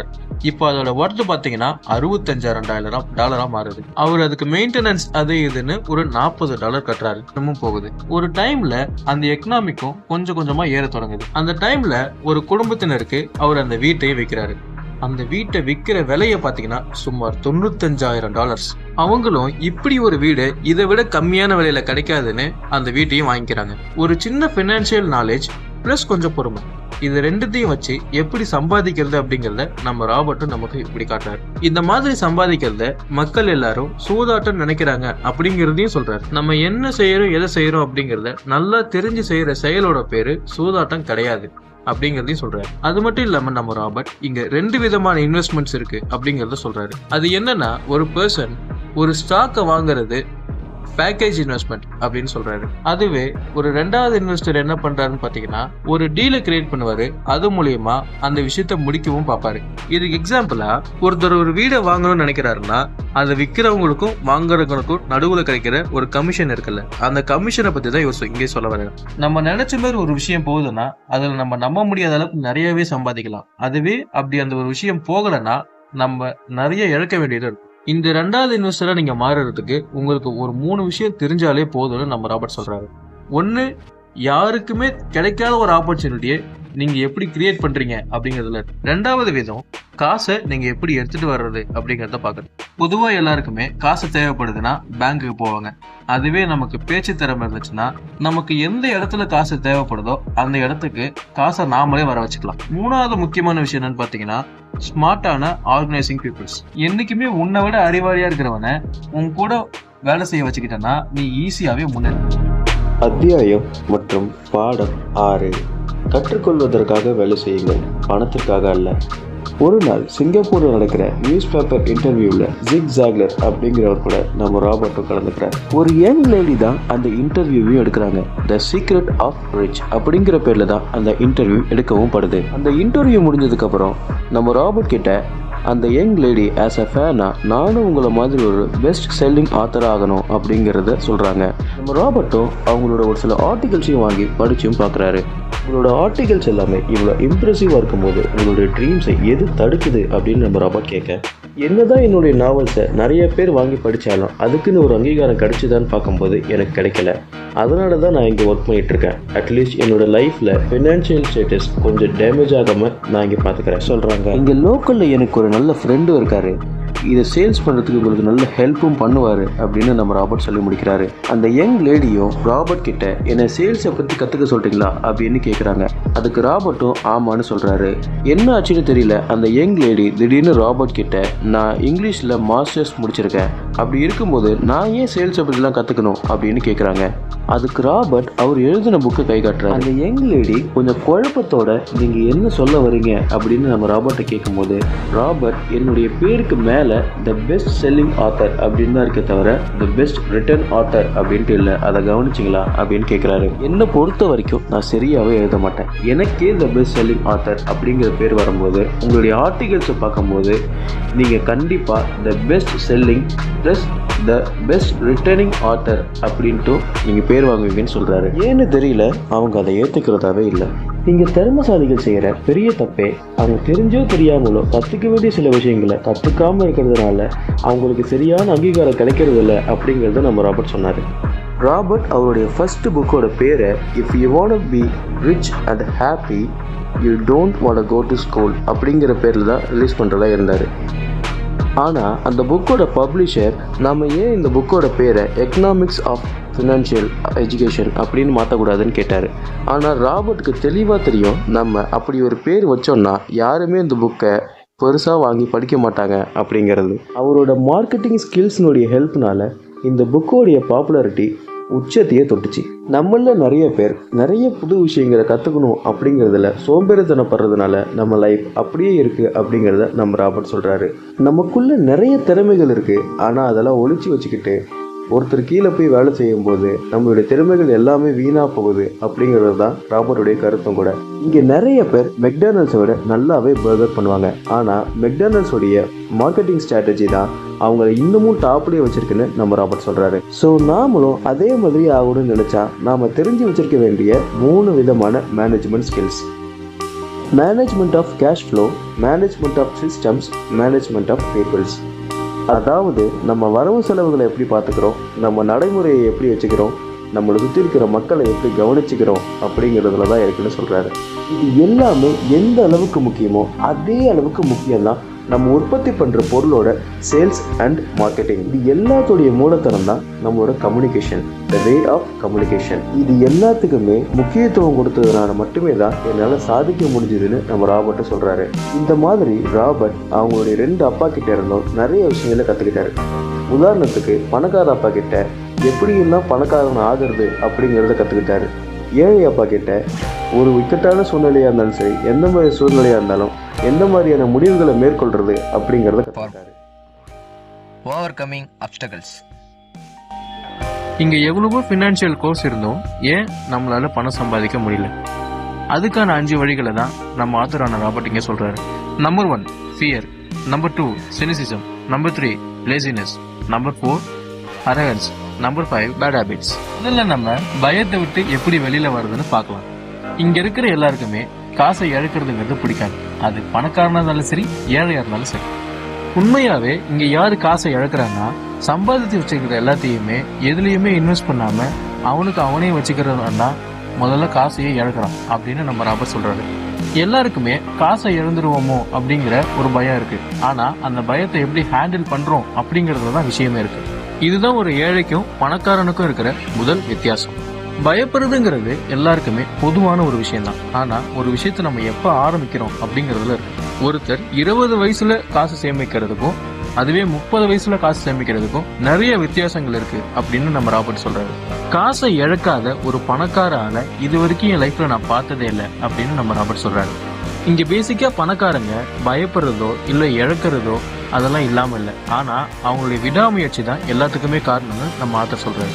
ராபர்ட்டோட அப்பா, நீ எப்பவுமே ஒரு வீரனாவே இரு, என்னைக்கும் உனக்கு வர தோல்வியை கண்டு நீ தோண்டு போவாதன்னு சொல்றாரு. நான் ஒரு விஷயத்தை இழக்கிறேன்னா அந்த இழந்த விஷயத்துல இருந்து எனக்கு ஒரு வாய்ப்பு கிடைக்குதான்னு பார்ப்பேன் அப்படின்னு சொல்றாரு நம்ம ஜான் டி ராக்ஃபில்லர். இங்க நிறைய பேரு நாங்க தோத்துருவோமோ அப்படிங்கிற ஒரு பயத்துல ஆடுறாங்களே தவிர நாம ஜெயிக்கணும் அப்படிங்கிற வெறியில ஆடுறது இல்ல. பொதுவா மக்களுக்கு நமக்கு ஏற்படுற தோல்வியில இருந்து நிறைய விஷயங்கள் கத்துக்கிறோம் அப்படிங்கிறது யாருக்கும் தெரிய மாட்டேங்குது. இங்க எல்லாருமே ஒரு கம்ஃபர்ட் ஜோன்ல தான் இருக்காங்க. அந்த கம்ஃபர்ட் ஜோனுக்குள்ள இருக்கிறதுனாலயே அவங்களால ஜெயிக்கவும் முடியல. இங்க ஜெயிக்கணும்னா அந்த கம்ஃபர்ட் ஜோனை விட்டு கொஞ்சமாச்சும் வெளியில வந்து கவனம் கலந்து ரிஸ்கையும் எடுத்தாதான் ஜெயிக்க முடியும்னு சொல்றாரு. ரெண்டாவதா நம்ம வெறுப்பை விட்டு வெளியில வருது எப்படின்னு நம்ம ஆத்தர் சொல்றாரு. நம்ம எல்லாருக்குமே சந்தேகம், பயம் அப்படிங்கிறது நம்ம வாழ்க்கையில பெரிய இடத்தையும் பிடிச்சிருக்கு. அதே சமயத்துல மத்தவங்க நம்மளை பத்தி என்ன நினைப்பாங்களோ அப்படிங்கறத நினைக்கும் போது அது ஒரு குழப்பமான சூழ்நிலையில நம்மள தள்ளி விட்டுருது. ஒரு நல்ல முதலீட்டாளர் எப்போலாம் ரொம்ப கஷ்டமான சூழ்நிலை இருக்கோ அப்பதான் இன்வெஸ்ட் பண்ணுவார். ராபர்ட் இழந்தாருன்னா அது அவருடைய காசை மட்டும்தான் இழக்கிறாரு. அதுவே மத்தவங்க இழக்கிறது என்னன்னு பாத்தீங்கன்னா அவங்களுடைய செல்ஃப் டவுட். சந்தேகமும் இழப்பும் இங்க நிறைய பேரை எப்பவுமே ஏழையாவே தான் வச்சிருக்கு. இதுதான் நம்ம ராபர்ட்டோட பணக்கார அப்பாவும் சினிக்ஸ் கிரிட்டிசைஸ் வென்னர்ஸ் அனலைசிஸ் அப்படின்னு சொல்றாரு. அதாவது வெறுப்படைறவன் ஏதாவது ஒரு விஷயத்த சொல்லிக்கிட்டே தான் இருப்பான், அதுவே ஜெயிக்கிறவன்னா அதை ஆராய்ஞ்சு பார்ப்பான் அப்படின்னு சொல்றாரு. எல்லாருமே ஸ்டாக் மார்க்கெட்ல பணம் போடாததுக்கான காரணம் என்னன்னா அதை அவங்களே வச்சுக்கணும்னு நினைக்கிறாங்க. ஆனா அதை அவங்களே வச்சுக்கிறதுனால அவங்க எவ்வளவு இழக்கிறாங்கிறது அவங்களுக்கு தெரியாமலே போயிடுது. அடுத்து 3வது பார்க்க போறோம், சோம்பேறித்தனத்தை எப்படி இழக்கிறது. நம்ம ராபர்ட்டோட ஏழையப்பா என்ன சொல்றாருன்னா, நம்ம ஒரு விலை உயர்ந்த பொருளை பார்க்கும்போது அது நமக்காக செய்யப்பட்டது இல்ல, அது பணக்காரங்களுக்காகவே செய்யப்பட்டது அப்படின்னு சொல்றாரு. அதுவே பணக்காரப்பா என்ன சொன்னாருன்னா, அதை வாங்கறதுக்கு என்ன பண்ணணுங்கிறது யோசின்னு சொன்னாரு. இப்போ ராபர்ட் வாழ்க்கையில இனிமே நான் யாருக்கிட்டயுமே வேலை செய்யாம இருக்கிறதுக்கு என்ன பண்ணணும் அப்படிங்கறது யோசிக்கிறாரு. அந்த யோசனை தான் இன்னைக்கு அவரை இந்த இடத்துல கொண்டு வந்து விட்டுருக்கு. இப்ப நம்ம 4வது விஷயத்த பார்க்க போறோம், கெட்ட பழக்கங்கள்ல இருந்து எப்படி வெளியில வர்றது. நம்ம ஜெயிக்கணும்னு நினைச்சோம்னா நம்ம ஜெயிக்கிறதுக்கான சிந்தனைகள் நமக்குள்ள அது இருக்கணும். நம்ம ஏழையப்பா அவரு கிடைக்கிற எல்லா பொருளையுமே மத்தவங்களுக்கு கொடுத்துறாரு, ஆனா அவருக்குன்னு மீதி எதுவுமே இங்க இல்லாம போகுது. அதுவே பணக்காரர் அப்பா தனக்குன்னு கொஞ்சம் எடுத்து வச்சுக்கிட்டு மீதியை தான் மத்தவங்க எல்லாருக்குமே கொடுக்குறாரு. அதுக்கு காரணம் என்னன்னா எல்லாத்தையுமே மத்தவங்களுக்கு கொடுத்துட்டு தனக்குன்னு எதுவுமே இல்லாதப்போ தனக்குன்னு எதனா ஒண்ணு சம்பாதிக்கணும் அப்படிங்கறதே அவர் அந்த இடத்துல யோசிக்க வேண்டியதா இருக்கு. அடுத்து நம்ம 5வதா ஆணவத்தை விட்டு எப்படி வெளியில வர்றது அப்படிங்கறத தெரிஞ்சுக்க போறோம். ராபர்ட்டோட பணக்காரப்பா ராபர்ட் கிட்ட இந்த விஷயத்த சொல்லியிருக்காரு. நான் எப்போலாம் ஆணவத்துல இருக்கணும் அப்பெல்லாம் முக்கியமான விஷயங்களை நான் கவனிக்கிறது இல்லை, அதனால நான் இழக்கிறது என்னன்னா என்னுடைய சொத்துக்கள். இங்க பெரும்பாலான நிறைய பேரு அவங்களுடைய அறியாமையை மறைக்கிறதுக்காக தான் ஆணவம் அப்படிங்கறதையும் யூஸ் பண்ணிக்கிறாங்க. ராபர்ட் அட்டென்ட் பண்ற மீட்டிங்ஸ்ல அவருடைய ஆடிட்டர்ஸோ இல்ல இன்வெஸ்டர்ஸோ எல்லாருமே சேர்ந்து கத்தி பேசிக்கிறாங்க அப்படின்னா அவங்களுக்கு அந்த விஷயத்துல எதுவுமே புரியல அப்படிங்கறது நம்ம ராபர்ட்டுக்கு தெரிய வருது. நீ இருக்கிற இடத்துல பெரியாளாக ஆசைப்படுறனா உன்னுடைய அறியாமையை விட்டுட்டு நீ நிறைய விஷயங்களை கத்துக்கணும் அப்படிங்கறதுல ஆர்வம் செலுத்தணும். ஒரு பைக்கை ஓட்டுற மாதிரி நமக்கு காசு செய்யற வாய்ப்புங்கிறது ஈஸியாவே கிடைக்கும். ஆரம்பத்துல அது கொஞ்சம் பேலன்ஸ் பண்றது கஷ்டமா இருந்தாலும் போக போக அதுவே பழகிடும். அதே மாதிரிதான் காசு சம்பாதிக்கிறதுக்கும் கொஞ்சம் டைம் எடுக்கணும்னு நம்ம ராபர்ட் சொல்றாரு. நம்ம எல்லாருக்குள்ளயும் ஒரு ஜீனியஸ் தூங்கிட்டு தான் இருக்கான்னு சொல்றாரு. பொதுவாகவே நம்ம சமுதாயத்துல காசு இல்லாததான் எல்லா பிரச்சனையும் காரணம்னு நினைக்கிறாங்க. நம்ம சம்பாதிக்கிற காசு நமக்கு பத்தலன்னா பக்கத்துல யார்ட்டையாவது கடன் வாங்கிக்கோ அப்படிங்கிற மாதிரி நம்மள பழகிட்டாங்க. இந்த காரணத்தினாலேயே நமக்குள்ள இருக்கிற ஜீனியஸ் தூங்கிட்டு இருக்கான். அவனை தட்டி எழுப்பினாதான் நம்மளோட லைஃப் டைம் டீல்ஸே அச்சீவ் பண்ண முடியும். நம்ம வேலையில சம்பாதிக்கிற சம்பளத்தை மட்டுமே வச்சு நம்ம கோடீஸ்வரன் ஆக முடியாதுன்னு நம்ம ஆத்தர் சொல்றாரு. நமக்குள்ள இருக்கிற ஜீனியஸை வெளியில கொண்டு வரதுக்கான 10 ஸ்டெப்ஸ் என்னன்னு பாத்தீங்கன்னா, ஃபர்ஸ்ட் செல்ஃப் பவர். நம்ம சமுதாயத்துல நிறைய பேருக்கு பணக்காரன் ஆகணுங்கிற ஆசை நிறையவே இருக்கு. ஆனா அந்த வழியில நிறைய ஸ்ட்ரகிள்ஸ் இருக்கு அப்படிங்கறதுனால அந்த வழியில போகிறதுக்கே அவங்க பயப்படுறாங்க. ஒருத்தர் பெருசா சாதிக்கணும்னா அவங்க நிறைய விஷயங்களை இழந்தாதான் அந்த விஷயத்தை அச்சீவ் பண்ண முடியும். முதல்ல நமக்கு எது தேவை எது தேவையில்லைங்கிறத கண்டுபிடிக்கணும். எது நமக்கு தேவையில்லை அப்படிங்கறது தெரிஞ்சாதான் எது தேவைங்கிறது தெரிய வரும். ஒருத்தர்கிட்ட போய் சம்பளத்துக்கு வேலை செய்யாம நாமளே நம்ம சொந்த காலில் நிக்கணும்னு நம்ம ராபர்ட் நினைச்சாரு. நம்மளோட லைஃப் நம்ம கையில தான் இருக்கணும். நம்ம சம்பாதிச்ச காசு நமக்கு வேலை செய்யணும் அப்படிங்கிறது தான் அவரோட எண்ணம். அவர் பணக்காரன் ஆகிறதுக்கு எப்படி அவருக்கு ஒரு எமோஷனலான காரணம் இருந்துச்சோ அதே மாதிரி நமக்கும் ஒரு எமோஷனலான காரணம் இருந்ததுனாதான் நம்ம பணக்காரன் ஆக முடியும்னு அவர் சொல்றாரு. பல இடத்துல அவர் காசை விட்டிருந்தாலும் இந்த இடத்துக்கு அவர் வந்ததுக்கு காரணமே அவரோட எமோஷனல் தான். பேசிக்கா அங்க பணக்காரன் ஆகிறது ரொம்ப ஈஸியும் கிடையாது, ரொம்ப கஷ்டமும் கிடையாது. ஆனா ஒரு ஸ்ட்ராங்கான ரீசனும் விடாமுயற்சியும் இல்லைன்னா நம்மளால பணக்காரன் ஆக முடியாது. Number 2, power of choices. நம்ம புவரா ரிச்சா இல்ல மிடில் கிளாஸா அப்படிங்கிறது நம்ம தினசரி எடுக்கிற முடிவுல தான் இருக்கு. ராபர்ட்டுக்கும் மைக்குக்கும் பணக்காரன் ஆகணுங்கிற ஆசை சின்ன வயசுல இருந்து இருந்துட்டு தான் இருக்கு. மைக்குக்கோ அவருடைய அப்பாவுடைய பிசினஸ மெயின்டைன் பண்ணவே கத்துக்கிட்டாரு. ஆனா ராபர்ட் அவர் பணக்காரன் ஆகணும் அப்படிங்கிற குறிக்கோளோட லட்சியத்தோடய இருந்தாரு. ராபர்ட்டை சுத்தி இருக்கிற எல்லாருமே இந்த சின்ன வயசுல உனக்கே அந்த வேலை அப்படின்னு கேட்க ஆரம்பிச்சாங்க. ஆனா அப்படி சொன்னவங்களுக்கு அவங்களோட நேரத்தையும் படிப்பையும் ஒழுங்கா யூஸ் பண்ணியிருந்தாங்கன்னா இந்நேரம் அவங்களும் பணக்காரங்களா இருந்திருப்பாங்க அப்படிங்கிறது தெரியாமே போச்சு. இங்க நேரங்கிறது ரொம்ப முக்கியமான விஷயம். நம்ம படிப்பும் சிந்தனையும் தான் அதை வீணடிக்காம கத்துக்கிறதுக்கு உதவுது அப்படிங்கறத நம்ம ராபர்ட் சொல்றாரு. புதுசா ஏதாவது ஒரு விஷயம் ஆரம்பிக்கிறோம் அப்படின்னா அது நிறைய தப்புகள் நடக்கதான் செய்யும். ஆனா அந்த தப்புல இருந்து நிறைய விஷயங்களை கத்துக்கலாம் அப்படிங்கறத நம்ம ஆத்தர் சொல்றாரு. இங்க ஓவர் கான்பிடன்ஸா இருக்கிறவங்களோ இல்ல சாதாரணமா கொஞ்சம் கஷ்டப்படுறாங்களோ இதை அச்சீவ் பண்றதுங்கிறது ரொம்ப கஷ்டங்கிறத அவர் சொல்றாரு. ஒரு புது விஷயத்த ஸ்டார்ட் பண்றோம்னாலே அதை கொஞ்சம் பெட்டரா ரிசர்ச் பண்ணிட்டு ஸ்டார்ட் பண்ணா நல்லா இருக்கும்னு சொல்றாரு. Step 3, the power of association. பொதுவா நம்ம ராபர்ட் அவருடைய ஃப்ரெண்ட்ஸ் கிட்ட இருந்து நிறைய விஷயங்களை கத்துருக்காரு. அவங்களுடைய ஃப்ரெண்ட்ஸ் பணக்காரங்களா இருந்தாலும் சரி ஏழையா இருந்தாலும் சரி. ஆனா ஏழையா இருக்கிறவங்க கிட்ட இருந்து தான் நிறைய கத்துக்க முடியும் அப்படிங்கறது இங்க சொல்லியிருக்காரு. ஒரு ஏழை திடீர்னு பணக்காரனானா அந்த இன்னொரு ஏழை நீ எப்படி பணக்காரன் ஆன அப்படிங்கறத கேட்கறது இல்ல. அதுவே ஒரு பணக்காரனோட கண்ணோட்டம் திடீர்னு ஒரு ஏழை பணக்காரன் ஆகும்போது அவன் எதை வச்சு பணக்காரன் ஆகிறான் அப்படிங்கறது யோசிக்க தோணுது. பொதுவா ஒரு விஷயம் வேலைக்கு ஆகலன்னா அதுக்கு ஆல்டர்னேட்டா யாரும் யோசிக்க மாட்டாங்க. இங்க ஹிஸ்டரியில நிறைய பேர் சாதிச்சிருக்காங்க. ஆனா அவங்க எல்லாரும் போன பாதையில போகாம அவங்களுக்குன்னு ஒரு பாதையை உருவாக்கி போனதுனால தான் சாதிச்சிருக்காங்க அப்படிங்கறத நம்ம ராபர்ட் சொல்றாரு. ஒரு விஷயத்தை சாதிக்கிறதுக்கு நம்ம ஃப்ரெண்ட்ஸோட டீம் ஒர்க் அப்படிங்கிறது பெஸ்டா இருக்கும் அப்படிங்கறத சொல்றாரு. ஸ்டெப் 4, ஒரு விஷயத்தை நீ அடையணும்னா அதுக்கு நீ புதுசா ட்ரை பண்ணி தான் ஆகணும். நம்ம ஒரு விஷயத்துல ஜெயிக்கணும்னா நம்ம கத்துக்கிற விஷயங்கள்ல ஜாக்கிரதையா இருக்கணும். நம்ம லைஃப் ரொட்டீன் எப்படி இருக்குன்னா நம்ம வேலைக்கு போகணும், வேலையில இருந்து சம்பளம் எடுக்கணும், சம்பளத்துல இருந்து இஎம்ஐ பே பண்ணணும், இஎம்ஐக்கு போக மீதி இருக்கிற காசு சேவ் பண்ணணும், சேவிங்ஸ் எடுத்துட்டு போயிட்டு சேவிங்ஸ்ல இருந்து கொஞ்சம் எடுத்துட்டு போய் மியூச்சுவல் ஃபண்ட்ல போடணும், மறுபடியும் வேலைக்கு போகணும். ராபர்ட் ஒரு ரியல் எஸ்டேட் கிளாஸ்க்கும் போறாரு. அதுல கத்துக்கிட்ட விஷயங்கள் அவருடைய லைஃப்ல டில் நவ் நிறைய விஷயங்கள் பயன்படுதுன்னு சொல்றாரு. நம்ம ராபர்ட் எப்பயுமே எடுத்தோம் கவுத்தன்னு எந்த விஷயத்தையும் செய்ய மாட்டாரு. நிறைய விஷயங்களை கத்துக்கணும்னு நினைப்பாரு. Step 5, self discipline. ஆக்சுவலா ரொம்ப முக்கியமாவோ இல்ல ரொம்ப கஷ்டமான ஸ்டெப்போ இதுதான். பணக்காரங்களா இருந்தாலும் சரி ஏழையா இருந்தாலும் சரி இல்ல நடுத்தர மக்களா இருந்தாலுமே சரி இவங்க எல்லாருமே கத்துக்க வேண்டிய முக்கியமான விஷயம் பாத்தீங்கன்னா இந்த செல்ஃப் டிசிப்ளின் தான். இந்த உலகம் நம்ம மேல நிறைய பினான்சியல் பிரஷரை போட்டுக்கிட்டே தான் இருக்கும். அதை தாண்டி வரவன் தான் ஜெயிக்கிறான். அவனுக்கு உதவுறது இந்த செல்ஃப் டிசிப்ளின். ராபர்ட்டோட கிளாஸஸ்ல பீப்புள்ஸுக்கு சொல்லிக் கொடுக்குற முக்கியமான 3 விஷயம் என்னன்னா கேஷ் ஃப்ளோ, அபவுட் பீப்புள்ஸ், அவங்களுடைய பர்சனல் டைம். இதெல்லாம் எப்படி வெளியில கொண்டு வர முடியும்னு பாத்தீங்கன்னா நம்மளோட செல்ஃப் டிசிப்ளினால மட்டுமே தான் வெளில கொண்டு வர முடியும்னு சொல்றாரு. இங்க நிறைய பேர் நமக்கு நாமளே கொடுத்துக்கணும் அப்படிங்கறத நினைக்கிறாங்க. ஆனா கொஞ்சம் பேர் தான் அதை செயல்படுத்துறாங்க. இப்போ நீங்க உங்களுக்கு கொடுத்துக்கிறதுக்கும் மற்றவங்களுக்கு நீங்க கொடுக்கறதுக்கான வித்தியாசத்தை பார்க்கலாம். முதல்ல நீங்க உங்களுக்கு கொடுத்துக்கிறீங்கன்னா அது வந்து சொத்து சேர்க்கறத பார்ப்பீங்க. அந்த சொத்துல இருந்து எப்படி செலவு பண்றது அப்படிங்கறத பார்ப்பீங்க. அதுவே நீங்க மற்றவங்களுக்கு கொடுக்கறத பாக்குறீங்கன்னா நீங்க மத்தவங்களுக்கு அதை கொடுத்து மீதி இருக்கிறது மட்டுமே உங்களுக்கு அது சொத்துக்கு போகும். நீங்க சொத்து சேர்க்கணும்னு நினைச்சீங்கன்னா மத்தவங்களுக்கு கொடுத்தது போக உங்களுக்கு எதனா கொஞ்சம் மீதி வச்சிருந்தீங்கன்னா தான் உங்களுக்கு அது சொத்தாவே சேரும். அப்படி பண்ணா மட்டுமே தான் நம்ம எந்த அளவுக்கு நம்ம சொத்துக்களை சேர்க்கிறோம் அப்படிங்கிறது நமக்கே தெரிய வரும். நமக்கு நாமளே சொத்து சேர்க்கணும் அப்படிங்கிற ஆசை நமக்கு இருந்துச்சுன்னா அதுக்கு பெருசா 2 விஷயம் இருக்கு. ஒண்ணு, எந்த ஒரு அனாவசிய செலவும் பண்ணக்கூடாது, பெரிய கடன்லயும் போய் மாட்டிக்கூடாது. 2வது விஷயம், ஒரு கட்டத்தில் நம்மளால் தகுந்த அளவு சொத்து சேர்க்க முடியல அப்படின்னா அதை போட்டு நம்ம ப்ரெஷர் பண்ணிக்க கூடாது. அதுக்கான மாற்று சிந்தனை என்ன அப்படிங்கிறத யோசிக்கணும். ஒருவேளை நீங்கள் ஒரு சிறந்த வழியை கண்டுபிடிச்சிட்டிங்கனாலே உங்கள் எல்லா பிரச்சனையும் அதில் சால்வ் ஆகிடும். அதனால நம்ம அவசரமாக எந்த ஒரு விஷயத்தையும் பண்ணக்கூடாது. அப்படி நம்ம பண்ணாலே நம்ம அதுக்காக போட்ட எஃபர்ட்ஸ் எல்லாமே வீணாக போய். இங்கே லைஃப்ங்கிறது என்ஜாய் பண்ணுறது தான். ஆனால் எப்படி புத்திசாலித்தனமாக என்ஜாய் பண்ணுறோம் அப்படிங்கிறது தான் எல்லாமே இருக்குது. பார்ட் 6. உங்க புரோக்கருக்கு நல்ல சம்பளம் தாங்க. ஒரு நல்ல அட்வைஸோடைய பயன் என்னன்னு தெரிஞ்சுக்கோங்க. இங்க நிறைய பேர் புரோக்கர் கிட்ட ஒரு நல்ல அட்வைஸ் கேட்பாங்க, இல்லனா அவங்களுடைய ஓன் ரிஸ்க்லயே அவங்களோட ப்ராப்பர்ட்டியை வித்திருப்பாங்க. ஒரு நல்ல ப்ரொஃபஷனல் நம்மளோட டைமை எந்த அளவுக்கு சேவ் பண்ணுவாங்க, நமக்கு எந்த அளவுக்கு ப்ராஃபிட் கொடுப்பாங்க அப்படிங்கிறது இங்க நிறைய பேருக்கு தெரிய மாட்டேங்குது. ஏன்னா அவங்களுடைய எக்ஸ்பீரியன்ஸும் அவங்களுக்கு தெரிஞ்ச இன்ஃபர்மேஷனும் நமக்கு எந்த அளவுக்கு தெரியுங்கிறது இங்க கொஸ்டின் மார்க் தான். நம்ம அவங்களுக்கு கொடுக்குற சம்பளத்தை பெருசா பாக்குறமே தவிர அவங்க கொடுக்குற இன்ஃபர்மேஷனை இங்க நம்ம கவனிக்கிறோமாங்கிறது கேள்விக்குறி. இந்த மாதிரி நிறைய பேர் வேலை செய்யறதுனால இதுல யாரோட திறமை எந்த அளவுக்கு இருக்குங்கிறத நாம தான் தேர்ந்தெடுக்கணும். அப்படி சூஸ் பண்றவங்கள நாம தான் சரியா மதிக்கணும், சரியான சம்பளமும் கொடுக்கணும். ஃபார் எக்ஸாம்பிளுக்கு ஒரு கம்பெனி எடுத்துக்கிட்டீங்கன்னா அது சேர்மேன், ஃபவுண்டர் அப்படின்னு சொல்லிட்டு என்னதான் ஒருத்தர் இருந்தாலும் ஒரு 10 போர்ட் ஆஃப் டைரக்டர்ஸ் அவரோட கீழே வச்சுக்கிட்டாதான் அவங்களுடைய சஜஷன்ஸ் எல்லாம் கேட்டு அவங்களுடைய கம்பெனியோட ரெவன்யூவை இம்ப்ரூவ் பண்றதுக்கு ஹெல்ப் ஆகும். ஸ்டெப் 7. நீ இந்தியன் கிவரா இருக்கணும். நீ எவ்வளவு கொடுக்குற, நீ எப்படி எடுக்கிற அப்படிங்கிறத அனலைஸ் பண்ண தெரிஞ்சிருக்கணும். ஹிஸ்டரியை பொறுத்து பார்த்தனா கூட யூரோப்பியன்ஸ் புதுசா அவங்களுக்குன்னு ஒரு இடத்த கண்டுபிடிக்கும் போது அங்க இருந்த இந்தியன்ஸ் அவங்களுக்கு பிளாங்கெட்டை கொடுத்து ஹெல்ப் பண்றாங்க. அதை வாங்கின யூரோப்பியன்ஸ் அவங்களுக்கு அதை கிஃப்ட்னு நினைச்சாங்க. ஆனா இந்தியன்ஸ் அதை திரும்ப கேட்கும் போது யூரோப்பியன்ஸுக்கு அதை பிடிக்கல. இதுக்கு காரணம் அவங்க 2 பேருக்கு நடுவில் இருக்கிற லாங்குவேஜ் ப்ராப்ளம்ஸ்.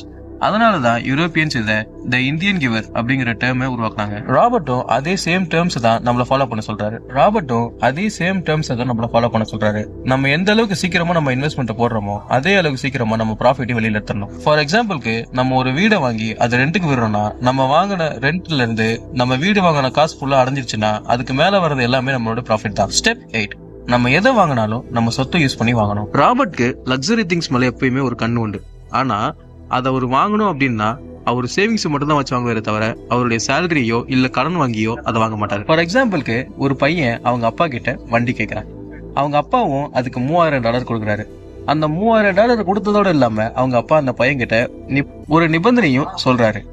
நான் கொடுக்குற இந்த $3000 நீ எங்கேயாவது இன்வெஸ்ட் பண்ணி அதை டபுள் ஆக்கி அந்த காசுல நீ பைக்கையும் வாங்கிட்டு மீதி இருக்கிற காசுல உன்னுடைய ஸ்டடீஸையும் கண்டினியூ பண்ணணும் அப்படின்னு சொல்றாரு. அந்த பையன் ஜெயிக்கிறானோ தோக்குறானோ, ஆனா அதுல இருந்து ஒரு விஷயத்த கத்துக்கிறான் அப்படிங்கறது தான் மேட்டர். நம்ம தேவையை செஞ்சுக்கிறதுக்காக நம்ம வேற எங்கேயாவது இந்த கடன் வாங்கணும் அப்படின்னா ஆரம்பத்துல அது கொஞ்சம் ஈஸியா இருக்கலாம். ஆனா போக போக அது நமக்கு தலைவலியா தான் வந்து.